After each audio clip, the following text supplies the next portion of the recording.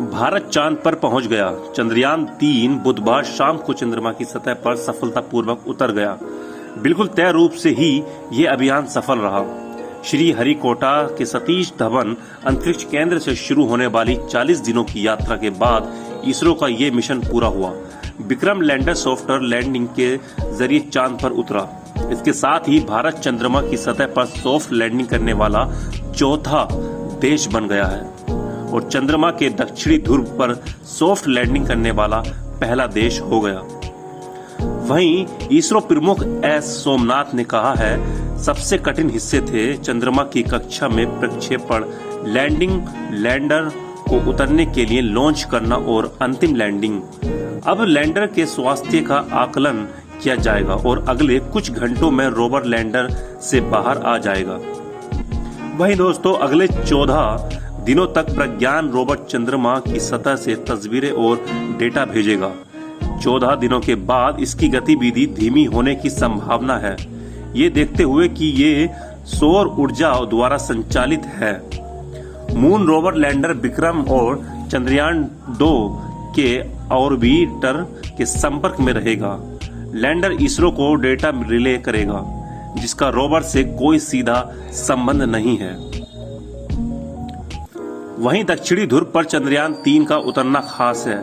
ये इसलिए कि अब तक के पिछले मिशन चंद्रमा के भूमध्य रेखा क्षेत्र के आसपास उतरे हैं।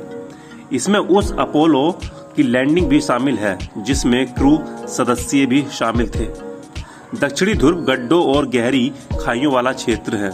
चंद्रमा सूर्य के सापेक्ष कुछ इस तरह स्थित है कि सूर्य की किरणों चंद्रमा की कुछ ध्रुवीय क्षेत्रों को छू भी नहीं पाती और वहां के गड्ढों की गहराई तक नहीं पहुंच पाती हैं।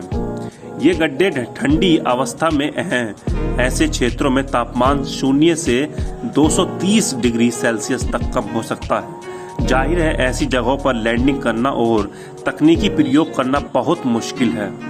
दक्षिणी ध्रुव महत्वपूर्ण है क्योंकि माना जाता है कि इस क्षेत्र में पानी की बर्फ है, जो भविष्य में चंद्रमा पर मानव के बसने की संभावना को बल देता है। चंद्रयान 3 लैंडर विक्रम अपने साथ प्रज्ञान नामक रोवर ले गया है, जो चंद्रमा की सतह की रासायनिक संरचना का विश्लेषण करेगा और पानी की खोज करेगा।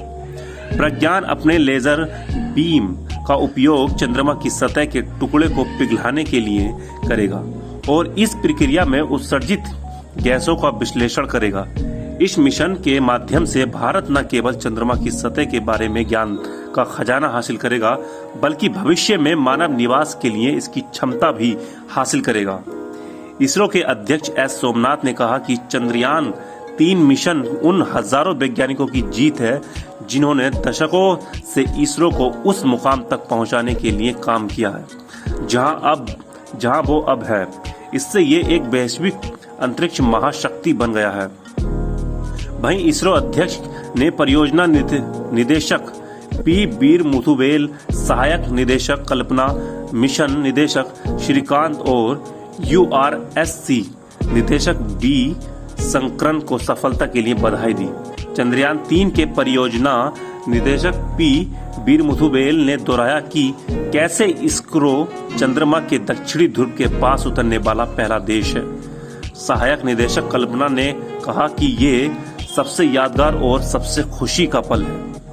नासा के प्रशासक बिल नेल्सन ने इसरो को बधाई संदेश में कहा है, इसरो आपके चंद्रयान 3 की चंद्रमा के दक्षिणी ध्रुव पर सफल लैंडिंग और चंद्रमा पर अंतरिक्ष यान की सफलतापूर्वक सॉफ्ट लैंडिंग करने वाला चौथा देश बनने पर भारत को बधाई। हमें इस मिशन में आपका भागीदार बनकर खुशी हुई।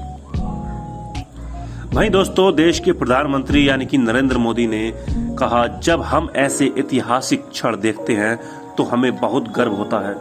ये नए भारत की सुबह है। हमने धरती पर संकल्प किया और चांद पर उसे साकार किया। भारत अब चंद्रमा पर है। प्रधानमंत्री ने चंद्रमा पर चंद्रयान 3 के लैंडर की सफल लैंडिंग की सराहना करते हुए इस क्षण को अभूतपूर्व बताया।